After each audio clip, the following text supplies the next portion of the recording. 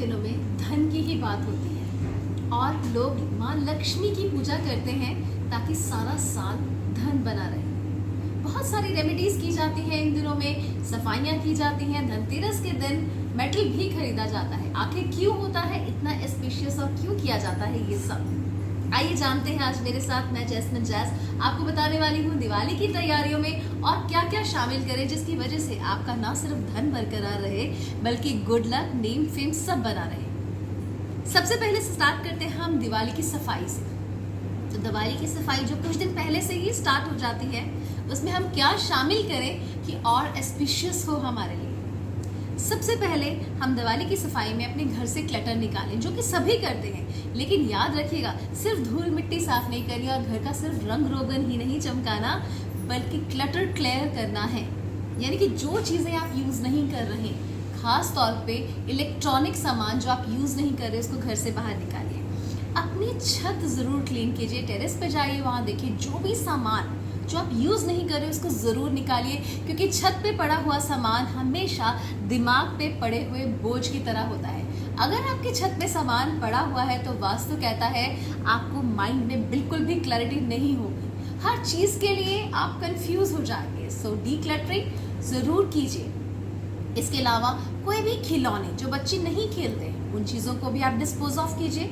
कोई भी टॉर्न कपड़े या फिर कोई भी ऐसे बैग्स, हैंड बैग्स या स्कूल बैग्स जो यूज़ नहीं किए जाते हैं, ये सब भी आपकी पढ़ाई में बाधा डालते हैं, अबंडेंस में बाधा डालते हैं। तो हैंड बैग्स, पर्सेस लेडीज उतना ही रखिए जितनी वो रेगुलर यूज़ करते हैं, एक्स्ट्रा हैंड बैग्स नहीं रखिए। डीक्लटरिंग में कुछ और चीज़ें भी आपको ऐड करनी है, वो है यूजलेस यूटेंसिल्स। आपके किचन में जो भी यूजलेस यूटेंसिल्स हैं, सिर्फ उतने ही बर्तन रखिए जितनी ज़रूरत है। जो यूजलेस हैं उनको डोनेट कर दीजिए, घर से बाहर निकाल दीजिए। कोई भी ऐसी चीज़ जो यूज़ नहीं होती, चाहे वो आपका फर्नीचर ही क्यों ना हो, या तो आप उसको यूज़ कीजिए या फिर उसको घर से बाहर निकाल दीजिए। हर एक यूजलेस चीज़ को घर से बाहर निकालना यानी कि डीक्लटरिंग करना दिवाली के दिनों में बहुत ज़्यादा ज़रूरी है। अब ये ज़रूरी क्यों है? जैसा कि आप सभी जानते हैं, energy, aura, it helps a lot in your life. अगर आपको अबंडेंस चाहिए तो आपका ऑरा पॉजिटिव होना चाहिए, और अगर आपका ऑरा पॉजिटिव है तो आप एक मैग्नेट की तरह काम करते हो। तो आपका ऑरा पॉजिटिव होने के लिए आपके घर का ऑरा पॉजिटिव होना भी ज़रूरी है, क्योंकि दोनों चीज़ें साइमल्टेनियसली चलती हैं। अगर आप पॉजिटिव हो तो आप अपने घर में पॉजिटिविटी देते हो, और अगर आपका घर पॉजिटिव है तो वो भी आपको कहीं ना कहीं पॉजिटिविटी देता है।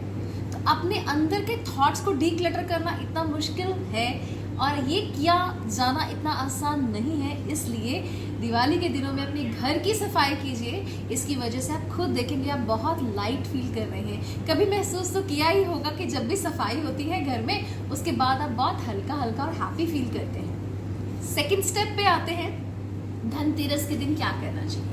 धनतेरस के दिन मान्यता है कि कोई ना कोई मेटल खरीदना चाहिए। कुछ लोग सोना खरीदते हैं, कोई चांदी, कोई पीतल खरीदते हैं।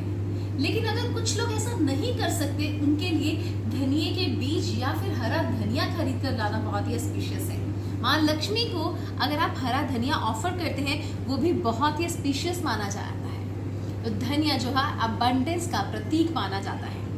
इसके अलावा आप क्या कर सकते हैं दिवाली के दिनों में जो और ज़्यादा गुड लक को इन्हांस कर सकता है। सो दिवाली के दिनों में आप खासकर दिवाली के दिन माँ लक्ष्मी की पूजा करने के समय, जब भी आप माँ लक्ष्मी की पूजा कर रहे हैं, उस समय आपको ये चीज़ बहुत ध्यान रखनी है कि आप एक धन की पोटली बनाएं। जिस समय माँ लक्ष्मी और गणेश जी की पूजा करते हैं, एक धन की पोटली बनानी है। वो कैसे बनानी है उसके बारे में बताती हूँ। एक लाल रंग का नया कपड़ा लेना है आपको, जिसमें कौड़ी, आपको गोमती चक्र और कुछ सुपारी के दाने रखने हैं। आप 5-5 भी ले सकते हैं, 9-9 भी ले सकते हैं, it is as per your wish. उसको लाल कपड़े में लपेट कर उसको सेम टाइम पे गणेश लक्ष्मी की पूजा करते समय उसकी भी पूजा करनी है। फिर उसको बांध कर आपको अपनी कैश कबर्ड में रख लेना है। अगले दिन सुबह रात भर आप माँ लक्ष्मी के चरणों में उसे पड़े रहने देंगे। एक और रेमेडी जो बहुत अबंडेंस लेके आएगी आपके लिए, वो बताने जा रही हूँ। एक दालचीनी की स्टिक लीजिए, उसके ऊपर 100 या 500 रुपए का नोट रैप कीजिए और उसके ऊपर लाल धागा लपेट दीजिए और उसको गांठ बांध दीजिए। इसकी भी पूजा अगर उसी दिन दिवाली की रात को आप माँ लक्ष्मी के चरणों में रख के करते हैं, ये भी अबंडेंस लेके आती है। और इसको आप अपनी कैश कबर्ड में रख दीजिए। देखिए सारा साल मनी आपके घर में बनी रहेगी, कैश फ्लो बना रहेगा। और ये रेमेडी करने का सबसे बड़ा बेनिफिट पता है क्या है? एक्स्ट्रा एक्सपेंडिचर्स नहीं होते। हमारी लाइफ में बहुत बार ऐसा होता है कि बेफजूल के खर्चे होते हैं जिससे हम परेशान हो जाते हैं। ये रेमेडी उनके लिए बहुत वर्क करने वाली है जिनके घर में बेफजूल के खर्चे होते हैं। एक रेमेडी छोटी सी मैं आपको और बताना चाहूँगी which is very very important and very helpful for you.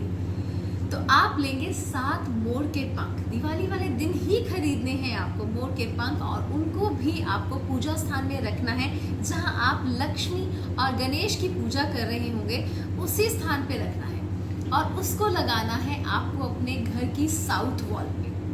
ये करना बहुत स्पेशियस माना जाता है उनके लिए जिन लोगों ने किसी और को पैसे उधार दिए या पैसे फंसे हुए हैं, उनके पैसे वापस आने की उम्मीद बहुत बढ़ जाती है।